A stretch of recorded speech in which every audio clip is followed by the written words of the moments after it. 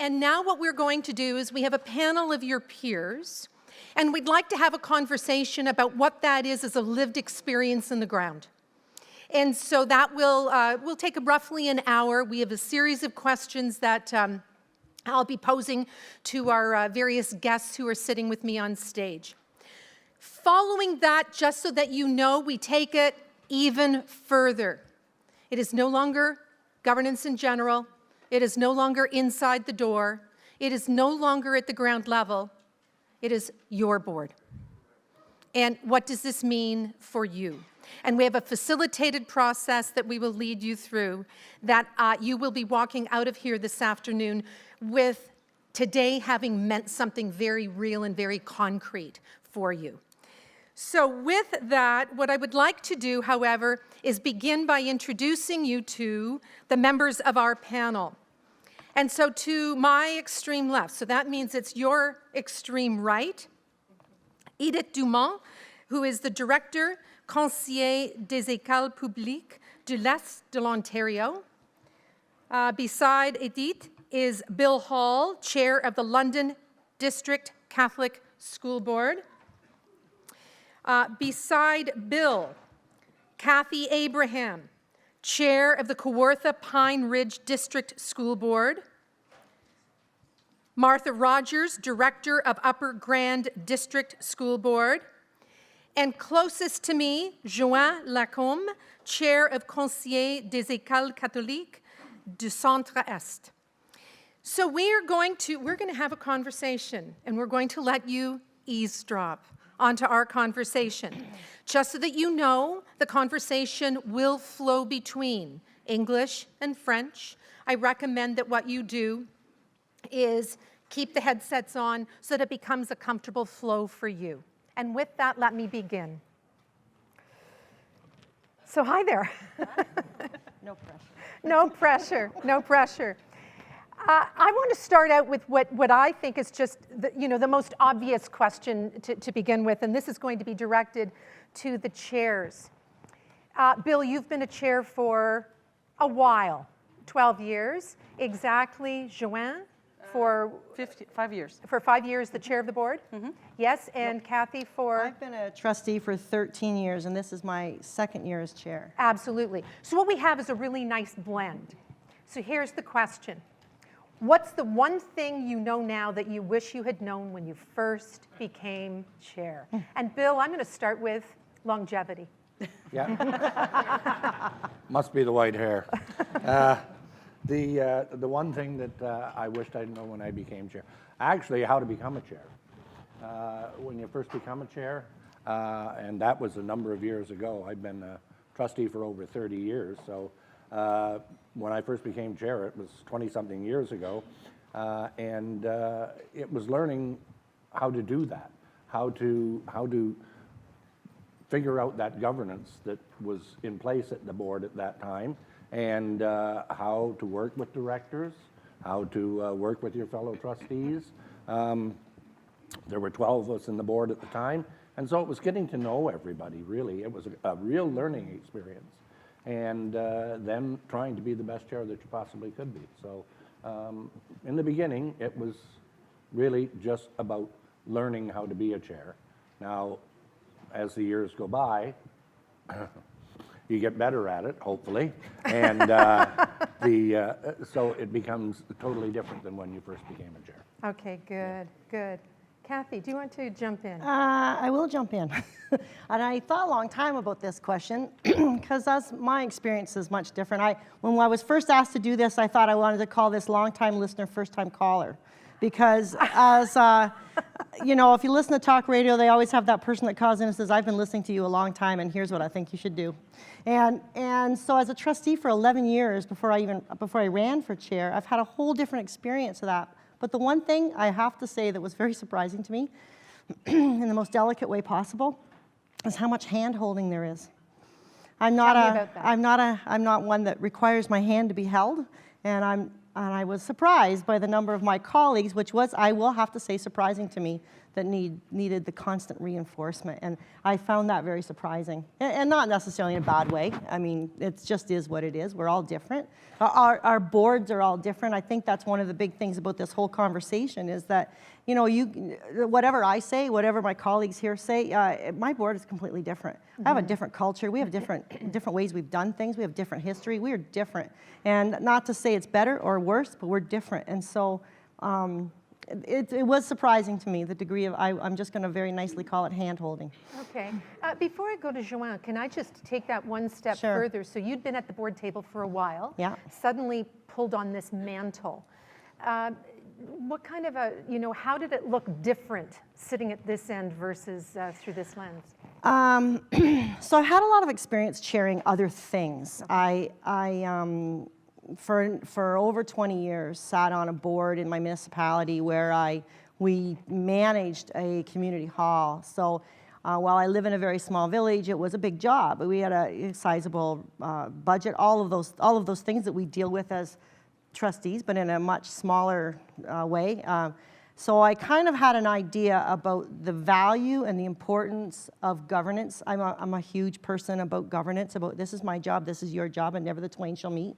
And I think that's really important. And so when I became chair of the board, there was nothing about sitting at the front of the table that surprised me. Okay. I knew what I was doing. I had done this before, but not in this context. I knew how to run that meeting.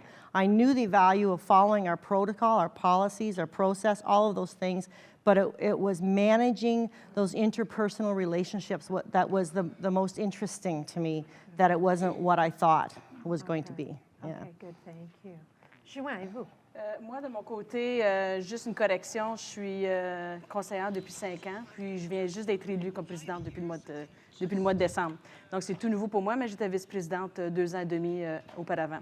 Je pense que la seule chose que je pourrais apporter comme suggestion, c'est peut-être la peur aussi. Donc, lorsque tu rentres dans un poste d'envergure de cette façon-là, on a peur de poser peut-être des questions, on a peur de peut-être démontrer les mauvaises choses. Donc, il ne faut pas avoir peur parce qu'on est bien entouré de notre directeur d'éducation, on est bien entouré de nos collègues aussi, nos conseillers scolaires qui sont là, qui ont voté pour toi aussi dans le poste. Donc, je pense que c'est important pour nous de pouvoir s'assurer de ne pas avoir cette crainte-là, de poser des questions et d'y aller une journée à la fois pour pouvoir entreprendre le mieux qu'on peut faire. Okay. I'm going to do a follow-up. Sorry you didn't know about this question. Based on what you just said, though, were any of you prepared, or Dominic talked about the importance of training chairs. Did any of you have the luxury of receiving any kind of training or preparation? Joanne? Je pense de mon côté, en étant vice-présidente pendant 2 ans et demi, c'est la façon de pouvoir me former de cette façon-là. Donc, je pense que ça nous a donné la question de la relève était là. Les gens étaient au courant également que je voulais le poste à la présidence. Donc, je pense faire une relève de ce côté-là, c'est toujours facile de pouvoir le faire. Mais également, mon président, anciennement Denis Poirier, a été une personne clé pour moi aussi parce qu'il m'incluait dans tout ce qu'il faisait comme président. Donc, dès le début, il m'invitait dans des rencontres, des fois qui étaient peut-être juste pour les présidents, mais qui me tenaient au courant. Il me téléphonait à chaque fois qu'il y avait une rencontre pour m'indiquer qu'est-ce qui se passait. Donc, de cette façon-là, j'ai eu ma formation informelle comme telle avec lui. Donc, ça m'a beaucoup aidé. As a mentor. Comme un mentor, oui. Oui. Kathy, what about you? I'm going to say no. It is interesting. I had served as vice chair for 2 years, but many, many years ago I was served as vice chair. And our board being vice chair does not mean that you're necessarily going to be chair. It's that's a different job. It's not about succession. But again, that's the culture of our board. It doesn't necessarily mean that you're automatically going to step up. But I had served as vice chair. So I would say that there was no real, training, right? And I think that's actually kind of a mistake. I think that, I sometimes will use this analogy. So we all win the lottery, and I'm in the same lottery pool as my vice chair, and we decide that we're going to take our $60 million and get out of here, and there's nobody there. Yeah. you know, perhaps it has the background. And so we need to think, we should be thinking about that more. Succession, good. Bill, you've had a number of different opportunities. Do you remember back, was there any kind of formal way of preparing you for that role? Well, it was a long time ago, and I am getting older, you know, so it's hard to remember back that far. But again, I agree, you know, that I was vice chair at the time as well, and that's a learning experience in itself. And if your chair is good, and ours was good, they did involve you in everything that you did. There was agenda setting and all those kind of things. So you did learn from that. Plus, our Trustees Association had different seminars that you could attend, and they, you know, how to become a good chair. I mean, it's different moving up from being a vice chair to being a chair, because now you are the voice of the board. You are who's out there, who the board sees. And so there's a big difference between being vice chair and chair. And that, again, becomes another learning experience for you that first time around. Yeah. But I think you do get better at it the more you do it. So. Okay, good. So a lot of it is by practice and Right. essentially osmosis. I want to ask another question. I want to now focus on the chair and director of education relationship. We've heard all morning about how important that relationship is, and the fact that the director and the chair work together as a team, and that's not something that happens by being passive, that we need to work at it. So I'd like to know, you know, what have you actually done to strengthen that relationship? And Edith, did you mind if I start with you? Je suis très contente de répondre à cette question-là que je trouve fondamentale. Tous les directeurs de l'éducation devraient pouvoir y répondre avec facilité parce que c'est vraiment le cœur d'un fonctionnement optimal pour un conseil scolaire.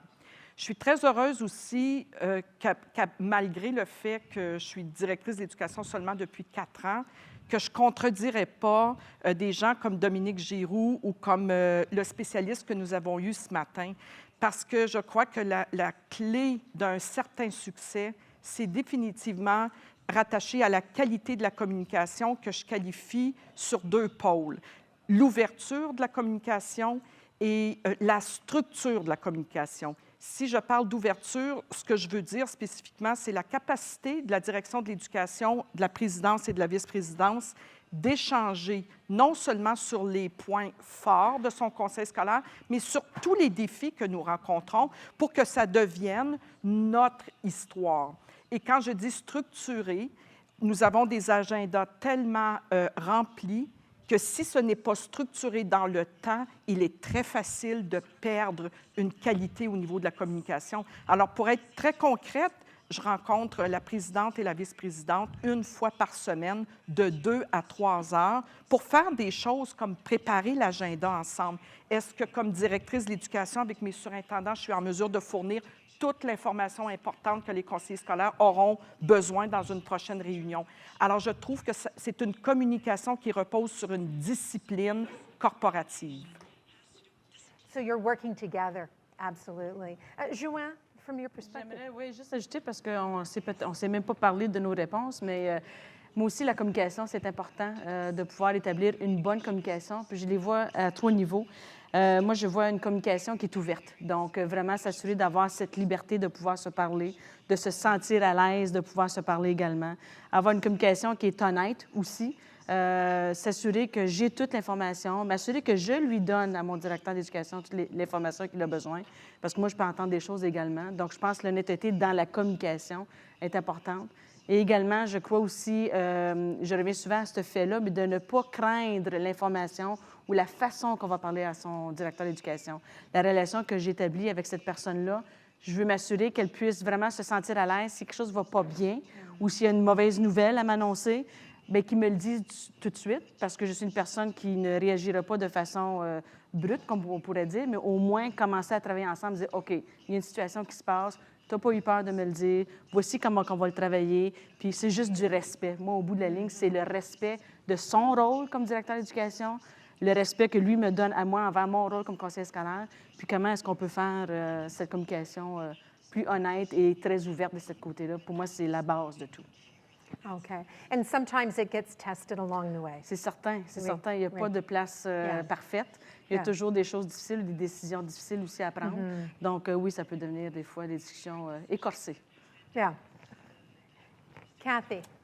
Well, first of all, I think it's important to say that in order to strengthen the relationship, you should not be sitting up here talking about your director when the director's in the room, unless you haven't actually talked to him about what you're going to talk about while you're sitting up here.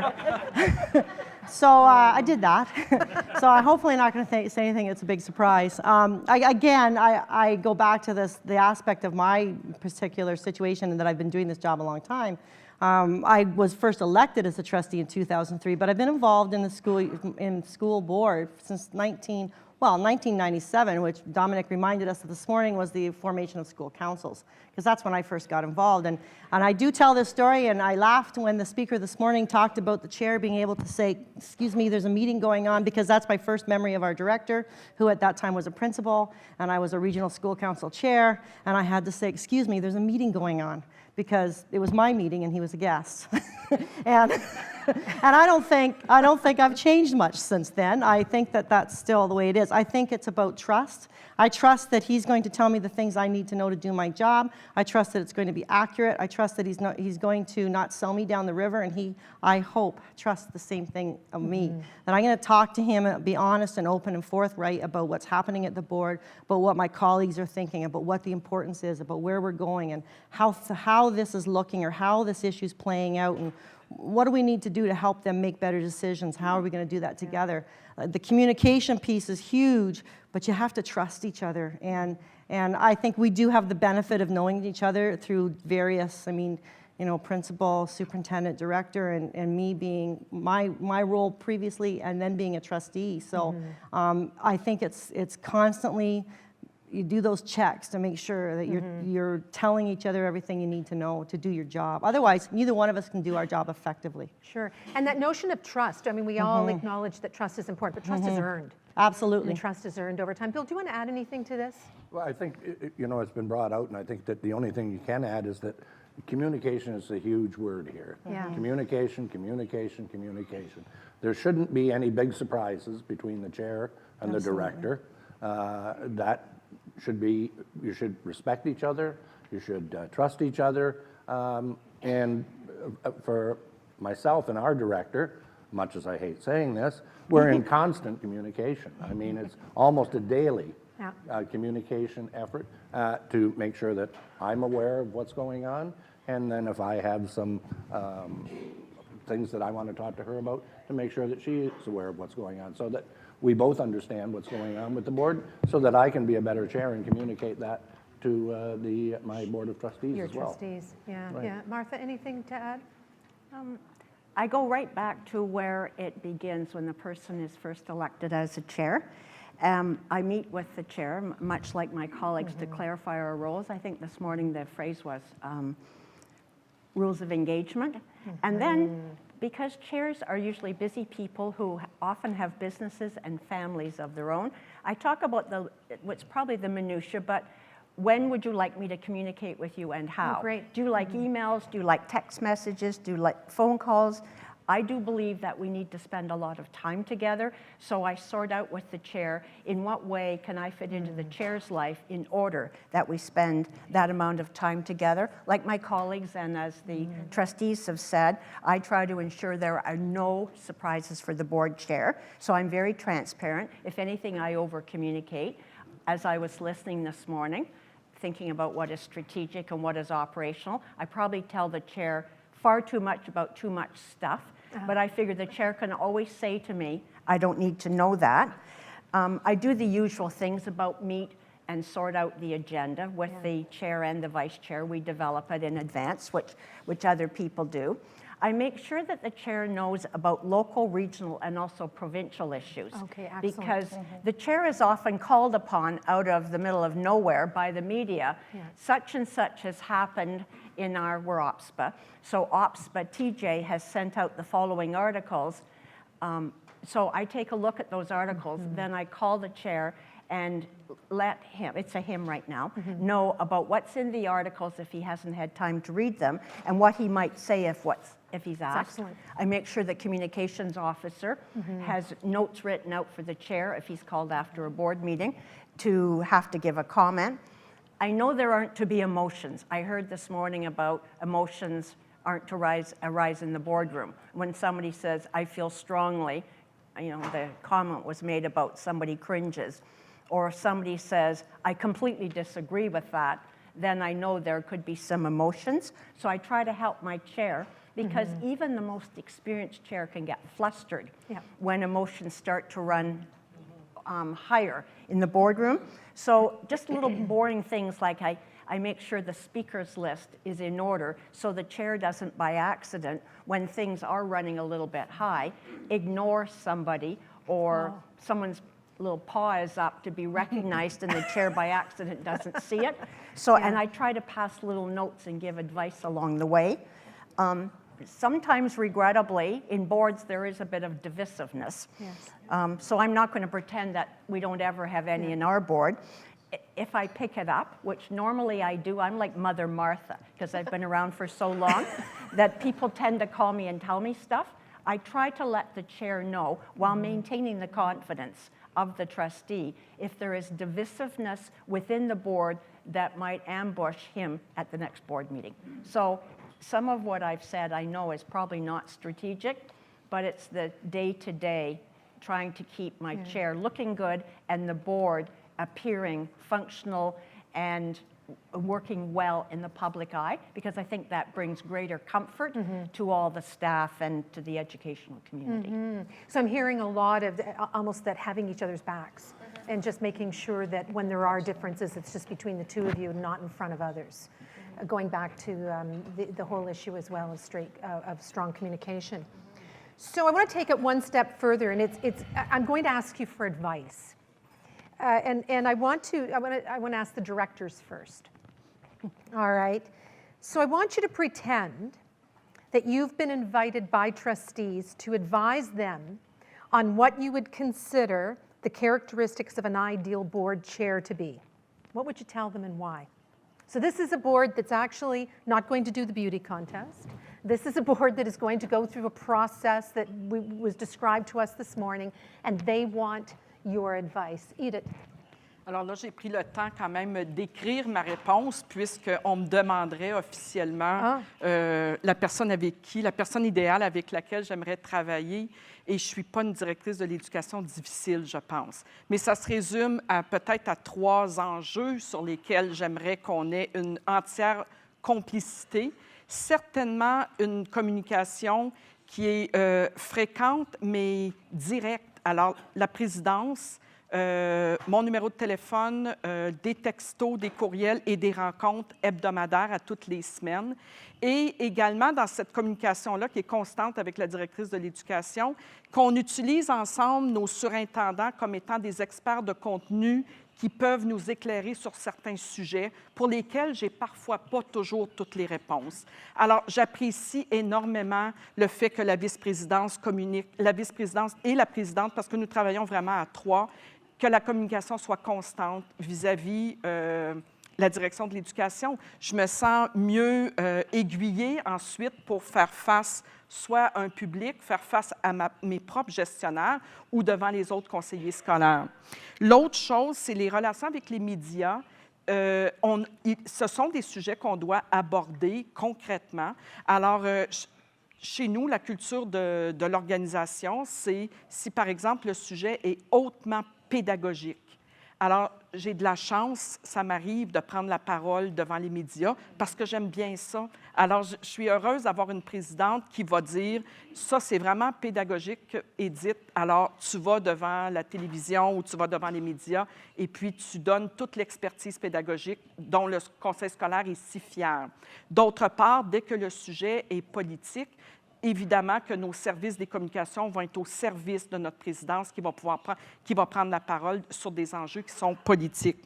La dernière chose, j'aime beaucoup le fait qu'on s'entende sur l'idée que dès qu'on se retrouve devant un public, on est une seule voix. Par exemple, des parents qui vont téléphoner à un conseiller scolaire ou un conseil d'école qui va téléphoner à un conseiller scolaire pour dire « on aimerait vous inviter pour nous parler des réalités de notre communauté scolaire ».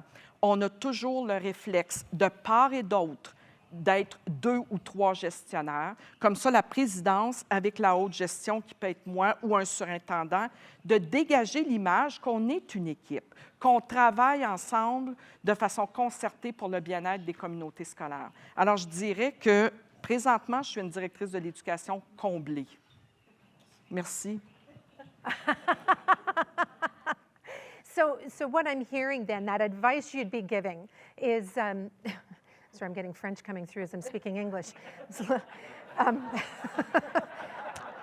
you were saying? And I was saying, yes.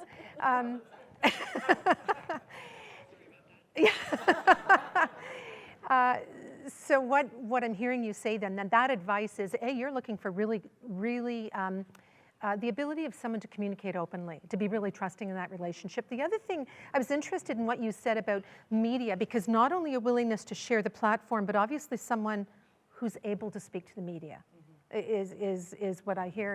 And I'm going to the third, oh, go ahead. Je pourrais peut-être même ajouter sur ce point spécifiquement que, par exemple, on partage des messages communs. J'ai dans ma poche 4 ou 5 déclarations. Madame Savard a aussi les 4 ou 5 mêmes déclarations et peu importe où nous nous trouvons, nous avons quand même un minimum de messages communs et ça nous rend service énormément. Alors, mais ce sont des sujets qu'on doit aborder très concrètement, assis autour d'une table et déterminer ce qu'on va dire, à qui on va le dire et comment on va le dire. Alors, je pense que la communication, quand on entre en fonction, ce n'est pas une option. La confiance, elle va s'établir en lien avec la qualité de la communication. Mais oui. Okay, excellent, excellent. And that notion of, I always think in terms of when we enter into that relationship, a little bit of setting my own ego aside because it becomes a we. Yeah, Martha, what would you add to that? What advice would you provide those trustees? Okay. I'm hoping that chairs and vice chairs see themselves in this. We've talked a lot about communication skills today. I think it's very important for the trustees to pick someone to be chair who's a good listener, but also, much as my colleague has said, articulate, so that person should be able to speak to all stakeholders, including the media. I would hope that the chair would be respectful of all opinions, including opinions which differ from the chair's, which gets to that issue of it not being ego. I'm hoping that all of you sitting here and the chairs of the future are tolerant, patient, and polite, and can engage in thoughtful planning and be a team leader. Focus on board relationships and cohesion, and take steps to ensure that there is a positive climate in the boardroom. I am hoping that the chair would always be courteous and be able to respectfully conclude a conversation, especially if there be conversations, let's say in the boardroom, that wander off topic, are out of order, or occasionally could get hostile, that the chair can conclude the conversation in a respectful and polite way. I think this is very important, that the chair is supportive of trustee colleagues, both in public and in private, and that the chair doesn't get out of the boardroom and then say uncomplimentary things about other trustees. It is a very small province, and when people make negative comments about one another, and that includes directors about trustees or anything like that, invariably it gets back to people. So it's very important for the chair to set a good example and be very positive. Hopefully the chair, and it was mentioned this morning, will be a hard worker. I don't know whether a chair can actually do 5 times the work of a regular trustee, but the chair does have to be a hard worker and dependable and reliable. So if the chair says that he or she is meeting you at 5 o'clock, that you're not still sitting there at 7:15. I would hope that the chair has the respect of other trustees and the senior staff, as well as the departments and the staff and the union leadership. I think it's quite important for, people don't always have to agree with the chair, but I think it's very important that there would be respect. There would be respect. Be interesting to take your 2 lists and to be able to transfer them into something that a group of trustees could use through that discernment process in selecting. Now, I want to flip where the advice comes from and what the advice is about. So this time, my question is to chairs. So my question is this. I want you to pretend that your colleagues at another board came to you as they began their search for a new director. They wanted to know what you thought the characteristics of an ideal director of education were relative to how that person worked with the board. So again, what would you tell them and why? Why would you select that? Joanne? Pour commencer, Dominique me fait un peu peur tantôt lorsqu'il nous a tout demandé de se lever. Et lorsque c'est le choix de directeur de l'éducation, parce que nous, on vient juste de vivre ça et on a notre cher Régent Sirois qui est notre nouveau directeur depuis quelques mois. Et lorsqu'il a dit, est-ce que vous avez pris une firme pour la recherche? Nous, oui, on a pris une firme, mais pas parce qu'on a pris une firme qu'on n'était pas impliqué. Donc, la sélection du directeur d'éducation, une chose que je voudrais dire à tout le monde, c'est le choix du conseil. C'est le choix de chacun des conseillers scolaires. Donc, on a impliqué une firme, on a demandé les genres de questions qu'on voulait avoir pour commencer et qu'est-ce qu'on recherchait dans un directeur d'éducation. Et pour nous, l'importance dans notre conseil, et je crois qu'il est important pour tout le monde, c'est encore la question, oui, on en parle tantôt, le respect de travailler avec chacun des conseillers scolaires. Chaque conseiller scolaire est différent, donc de connaître chacun des conseillers scolaires à leur façon. La communication, c'est important pour nous également, de bien communiquer avec les conseillers scolaires, de bien communiquer l'information de son équipe de gestion aux conseillers scolaires, s'assurer qu'on a la bonne information. Je pense que tout le côté des médias également, c'est très important de pouvoir avoir un directeur d'éducation qui est capable de parler aux médias, de transmettre la bonne information, de faire le bon image que l'on veut du conseil. Pour nous, c'était la créativité aussi également. On ne veut pas un directeur d'éducation qui fait juste planer. Il y a des choses qui fonctionnent bien, mais je pense que c'est important que la créativité, que la proactivité également, proactif, c'était très important pour nous. Puis je pense aussi, quelqu'un, si je peux apporter un point de vue, c'est d'avoir un directeur d'éducation qui est proche de son monde, donc autant du côté de sa gestion, de son équipe, qu'il soit un coach, qu'il soit un leader pour eux, mais également que le directeur d'éducation soit proche de sa communauté, que ce soit une personne qui est proche des enfants, qui soit proche des enseignants, qui soit proche des parents. Donc, d'avoir peut-être pied sur terre. Et souvent, c'est le processus de sa carrière qui va nous démontrer ceci. Mais je pense que cet élément-là, il ne faut pas oublier que nous sommes tous humains. Nous avons tous une façon de faire. Nous avons tous une façon de travailler avec les gens également. Mais il ne faut pas oublier les enfants, il ne faut pas oublier les parents, il ne faut pas oublier la communauté, il ne faut pas oublier les organismes avec qui on travaille. Donc, je pense que cette relation-là que notre directeur peut établir est très importante. Donc, ceux-là sont quelques-uns des points, mais on en avait peut-être une cinquantaine, là, mais ça, c'est ceux que je pense sont les plus importants. Oh, 50. Wow. Sick. Alors, félicitations. All right. Bill, what about, how would you answer that question? What would you be looking for relative to working with the board? Exactly. And I think that, you know, I go along with what Dominic said this morning about being an expert on this. I don't proclaim to be an expert on this by any means, believe me. But one of the things that I think I would say if another board came to me, we've done this, I've gone through, I've worked with, yeah, here we go. Yes, there's a good word. I've suffered through. I'm getting there. 5 directors and 2 interim directors. And we've done it a number of different ways. I've been on boards where trustees alone have made that decision, and they've done it on their own.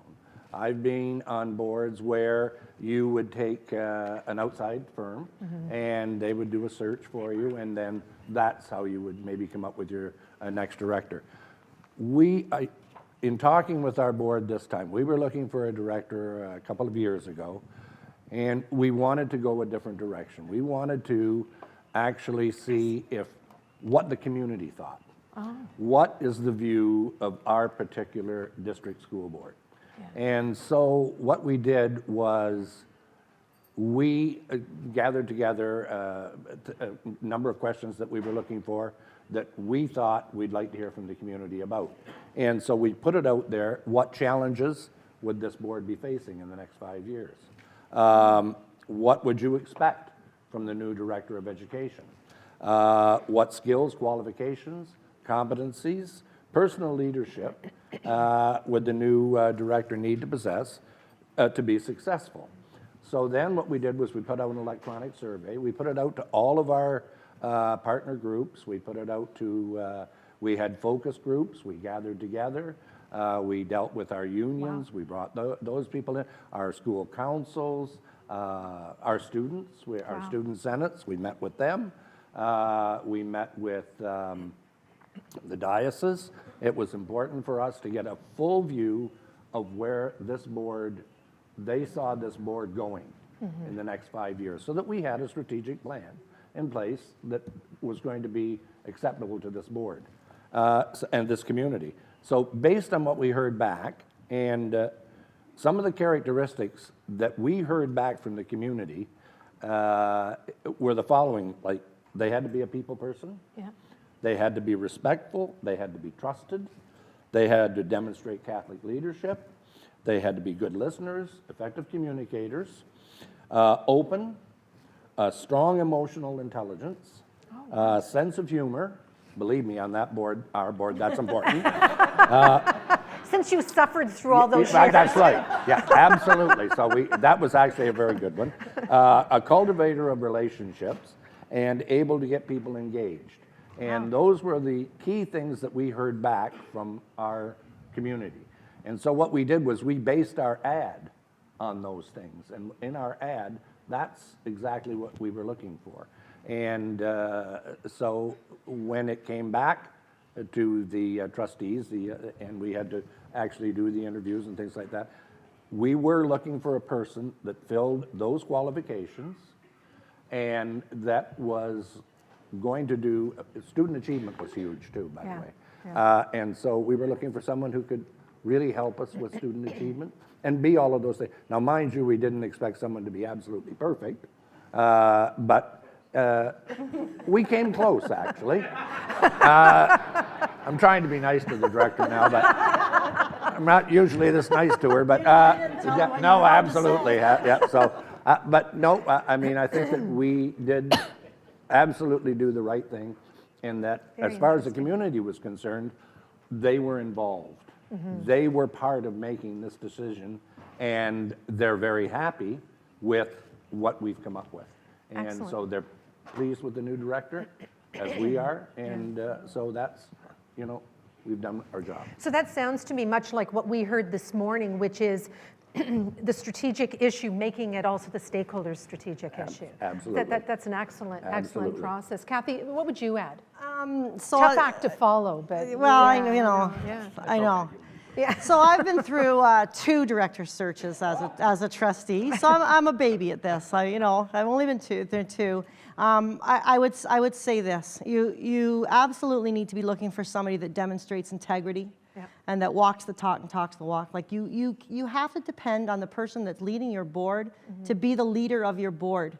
And if you can't depend on them to put that face on public education, because as much as it's our role, it's theirs too, to put that face on public education, then they probably shouldn't be your director. It's really, really important to me that when the director is on the news, and usually it's not about something pleasant, unfortunately, they never really call up and say, I hear that things are really going well.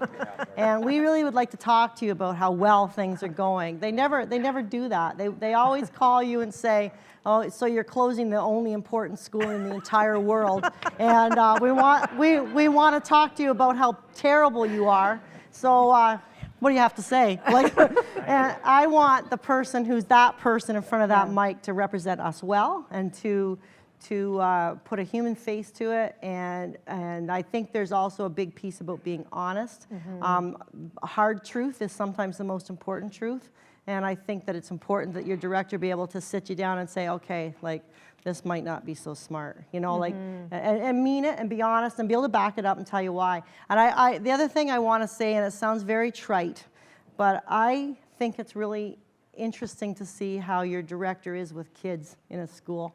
And if you, because after all, I know it is really, we all are here about the kids. I mean, if anybody doesn't say that, then really, what are you here for? Because this is, God knows we as trustees, we're not getting rich. Like, we're not, we're not monetarily. I'm rich in all kinds of other ways, but, we have to be doing this because you have a passion and you care and you're committed to the future of everybody. Because if we mess this up, it messes it up for the whole everybody, right? And so it's interesting to me, and Rusty didn't know I was going to say this, but I like watching him with little kids in schools because he gets that part. He gets how important the kids are and that important role that they should be playing in everything we're thinking. That's excellent. Do you know, the term, the 21st century director, 21st century leader came up a couple of times this morning. And I think that these are important questions because the way we go about selecting our leaders, and really directors of education, chairs of boards, vice chairs, really we are leaders within those systems. That, we are called to far more. And need to be far wiser in that, in the way in which we go about doing that. So I think that it's an important, I'm sure that a lot of people have gotten some very interesting ideas about how individually you've gone about that. Now, despite the fact that, we know that the relationship between both director and the chair is important, the reality is there are times when we disagree. When there are differences. So what I'd like you to do, and by the way, everybody, I cautioned them that I had wanted people to be as honest as they could be so that we could all learn, but this is being recorded, so there's an element of discretion that will be applied to their answers. But my question is this: how have you managed a situation where there were differences of opinion between yourselves as chair and director, or even between the board and staff? So, I'm curious, Edith, would you mind addressing that? C'est jamais arrivé. Non, c'est pas vrai. C'est des choses qui arrivent, mais je pense que ce qui est le plus important du point de vue de la direction de l'éducation, c'est de faire la distinction entre ce qui m'apparaît juste. Moi aussi, j'ai des opinions. Moi aussi, j'ai une vision sur certains dossiers.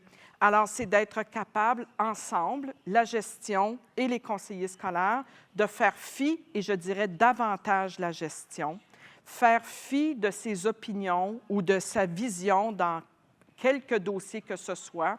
Et je trouve qu'à ce moment-là, mon rôle devient essentiel sur la quantité et la qualité des informations que je vais fournir aux conseillers scolaires pour qu'eux puissent prendre une décision éclairée. Alors, je pense que c'est des moments où on doit travailler très fort à donner le plus d'informations possible sur un dossier sur lequel on pourrait avoir un litige ou sur lequel on ne s'entend pas sur la façon de le mettre en œuvre ou tout simplement mettre quelque chose en œuvre ou ne pas le mettre en œuvre.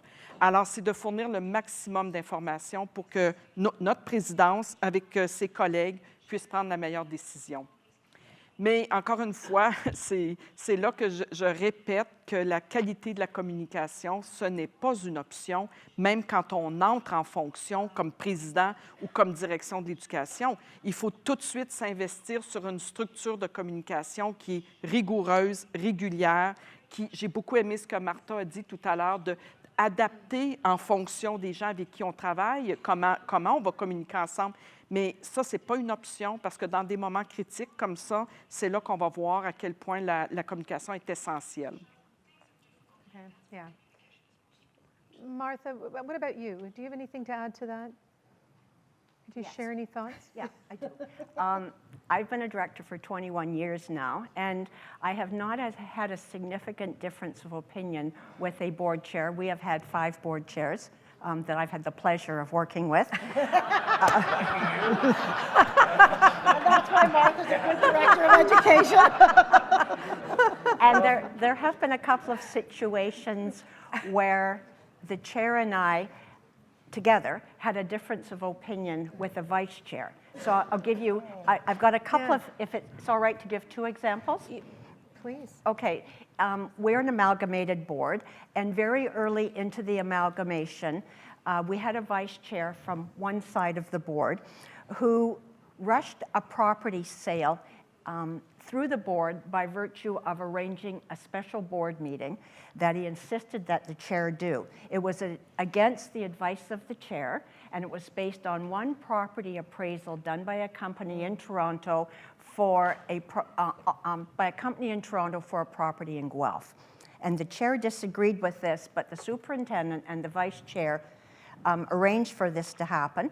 I called him up the night before to explain to him the reasons that I thought this was not a good idea. I did not prevail, and it went through.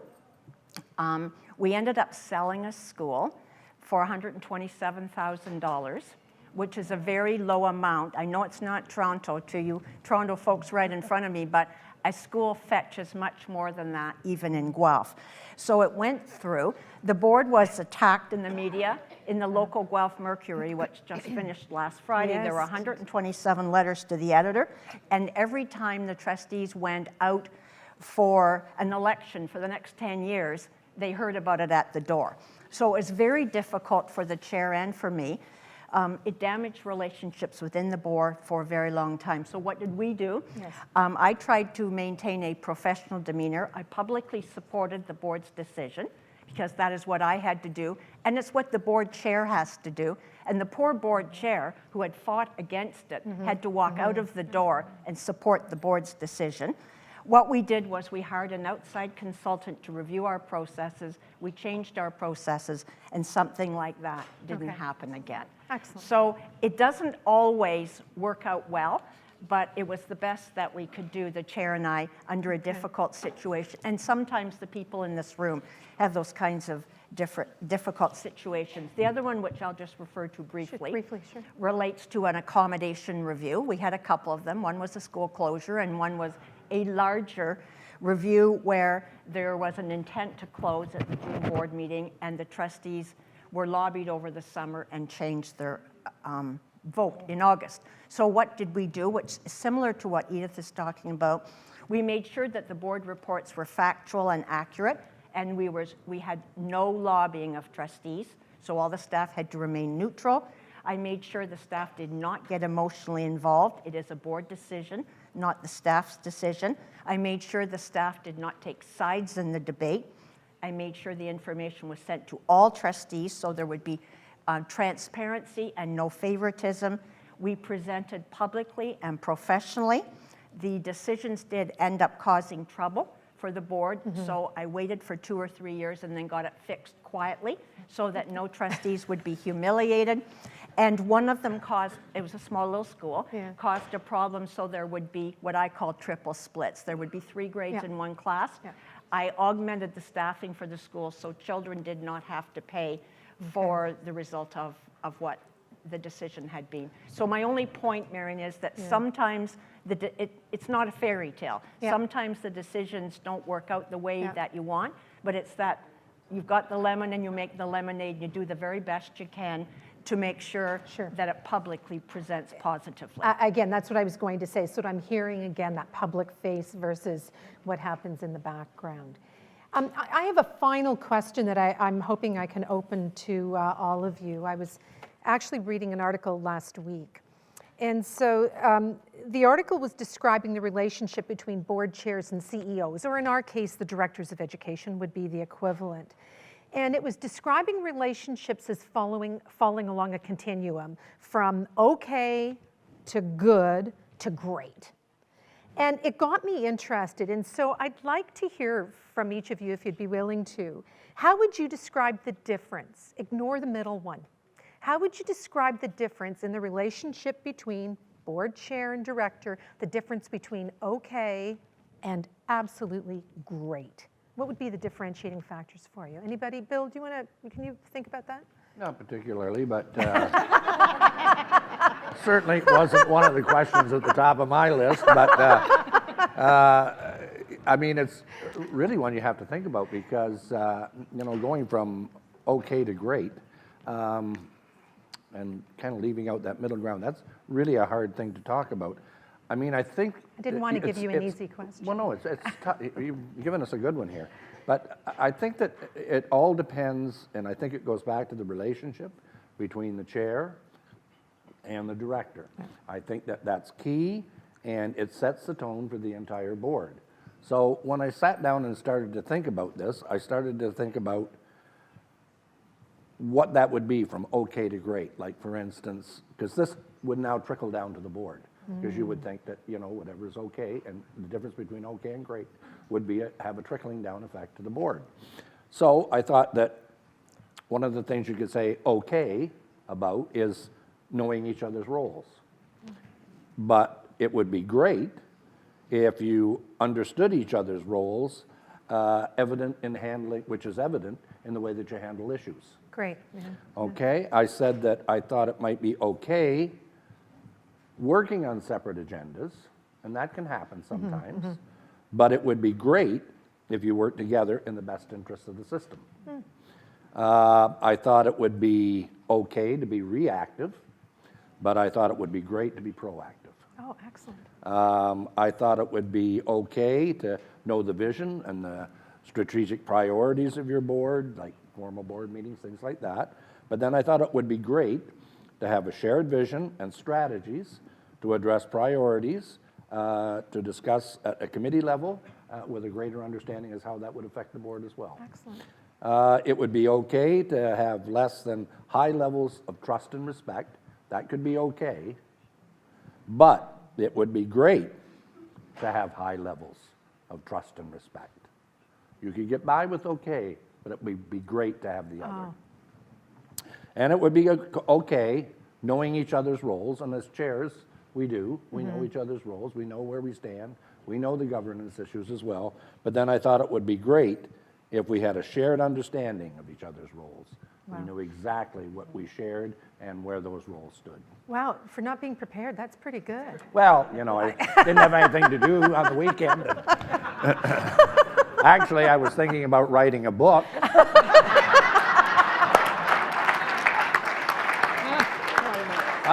I was actually going to call it the Reflections on Being a Great Chair. And then I was going to sell 200 copies to my own board.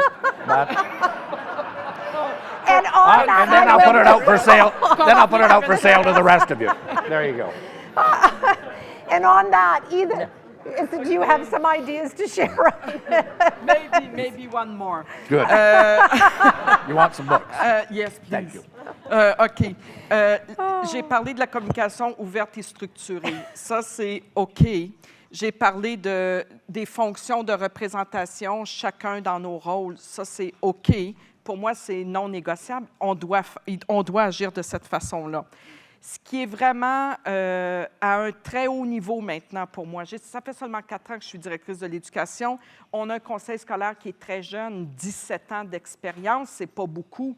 Ce qui est vraiment sharp maintenant, c'est d'avoir une planification stratégique alignée avec mon entente de rendement.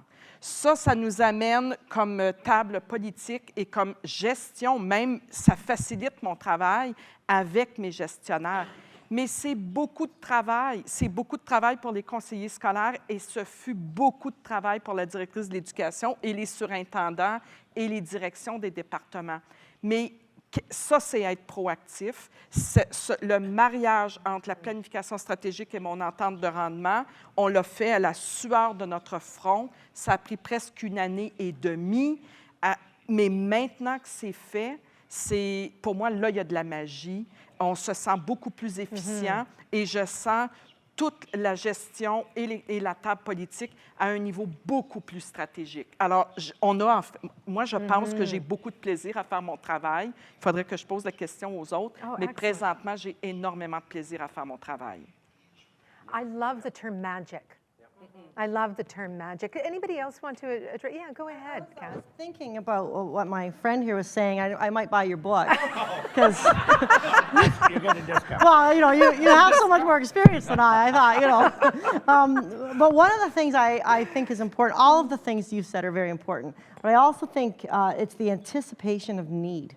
So I always think about oftentimes when we're sitting at our board meeting and, you know, you're sitting at the head of the table and the director's sitting to my left and things are happening at the meeting and I'm, you know, it's like directing traffic sometimes at a board meeting, right? It's not so much about, you know, one thing about being chair is you give up that right to be really mouthy at the board table and you give up. And for those who know me, that might have been important at one time in my life.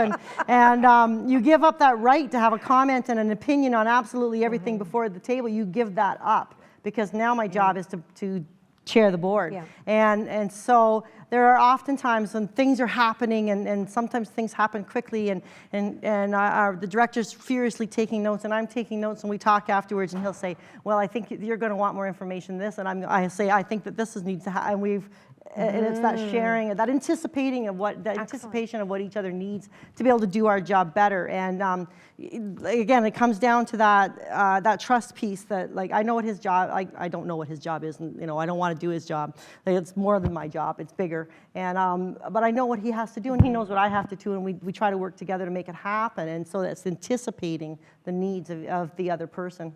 Exciting. Yeah, What I'm and hearing is a it lot of is. excitement when you just talk about that. Yeah, it's fun. Yeah, Joanne. Just to let you know, Bill, I bought your book already.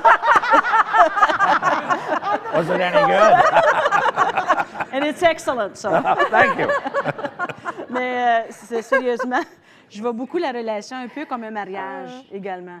Un début de mariage, tu sais, c'est OK, il y a l'amour, ici, on apprend à se connaître, on apprend à savoir comment se lire dans la tête, etc. Puis quand ça devient great, quand ça devient super, bien, c'est qu'on devient quasiment un. Donc, on devient pratiquement une unité où on peut se comprendre tout de suite, où le directeur va, Joanne, elle va penser comme ci, moi, je veux dire, bien, Régent va penser comme ceci. Des fois, se finir les phrases, des fois, parce qu'on s'entend sur la même chose.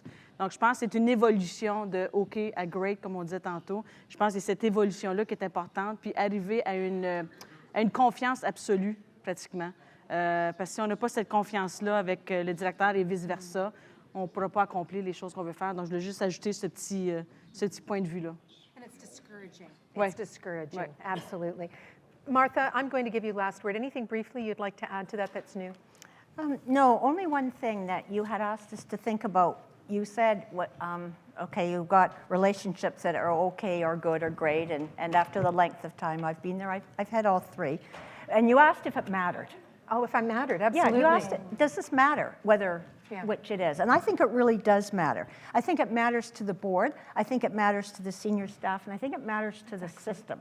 Mm-hmm. I think if the relationship is good, and I just have two brief things to say, I think everybody looks to the board office. If the chair and the director get along well, that's great. And if the trustees and the senior admin get along, then there's a sort of a sigh of relief and a calm and a comfort that it's all good there in the boardroom. And it filters down through the departments and into the schools.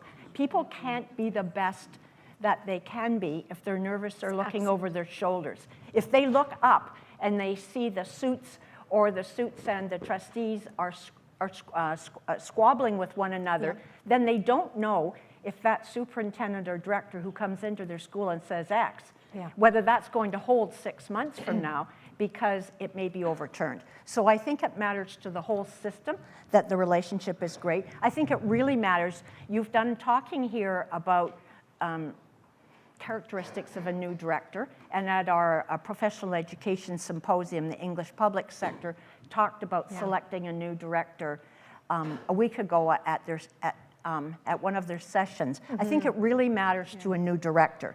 I think there are many things that a new director may not know, and it's not about the content, the operational content, it's about the politics of the boardroom.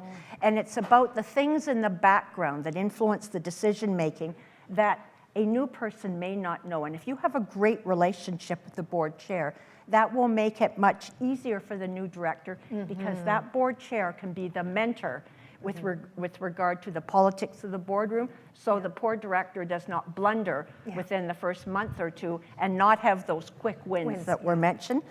To me, all this many years later, it really matters. I think the support and the wisdom from the board chair is very important. I think being the CEO of any organization is challenging, but if the political and the staff arms of the board are working together, I think there's going to be a much more positive atmosphere, and I think that's to the betterment of the whole of the system. Well, and you know what? Thank you very much for bringing back and reminding me about the part that it matters. I think that's a wonderful way to wrap this up, but it really does reinforce, what we've been talking about all day. Again, on behalf of everyone, thank you. You've been absolutely wonderful. You've had wonderful ideas, great insight. It is not always the easiest to come and sit in front of your peers and to be as honest and as helpful. And so on behalf of everyone, I just thank you so much. Thank you. Thank you. Yeah, thank you.